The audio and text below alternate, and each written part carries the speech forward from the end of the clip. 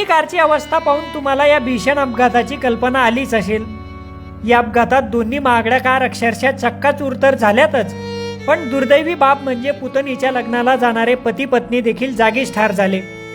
जळगाव जिल्ह्यातील पारोळा तालुक्यातील म्हसवे गावाजवळ सोमवारी सायंकाळी हा भीषण अपघात घडला।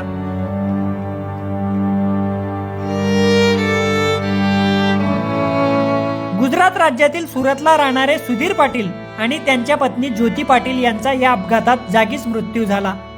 पाटील दाम्पत्य हे मूळचे पारोळा तालुक्यातील लोणी बुद्रुक गावाचे होते। सध्या ते सुरतला राहत होते।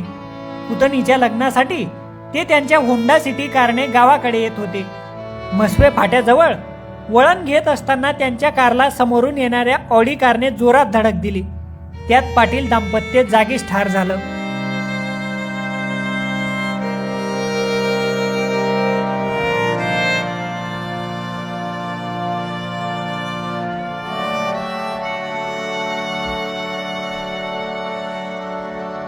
हा अपघात राष्ट्रीय महामार्ग क्रमांक 56 वर म्हसवे गावाजवळ घडला।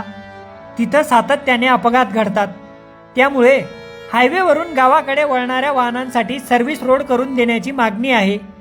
सर्व्हिस रोड नसल्यामुळे हा अपघात झाल्याचा आरोप करत स्थानिक ग्रामस्थांनी आंदोलन केलं। ऍक्सिडेंट झालेला आहे, यापूर्वी देखील आम्ही प्रशासनाला निवेदन करून कोणीही आमची दखल घेत नाहीये। आमच्या गावासाठी आम्ही फक्त एक सेपरेट रस्त्याची सर्व्हिस रोडची मागणी केलेली होती। यापूर्वी 100 वेळा मागणी करून झालेली आहे।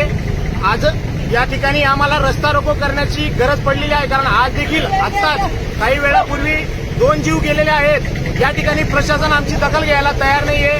कोणीही अगदी तहसीलदार असतील सगळ्यांनाही निवेदन करून कोणी आमची दखल घेत नाहीये। त्यासाठी आमची कडकडीची विनंती आहे, जोपर्यंत आम्हाला हा रस्ता सर्व्हिस रोड मिळत नाही तोपर्यंत आम्ही आंदोलन थांबवणार नाही।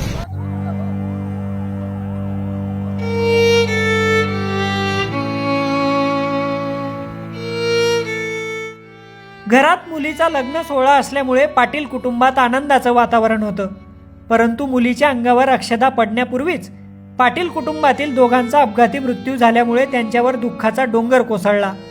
या घटनेमुळे एकच हळहळ व्यक्त होत आहे। प्रशांत भदाने, लोकमत.com, जळगाव।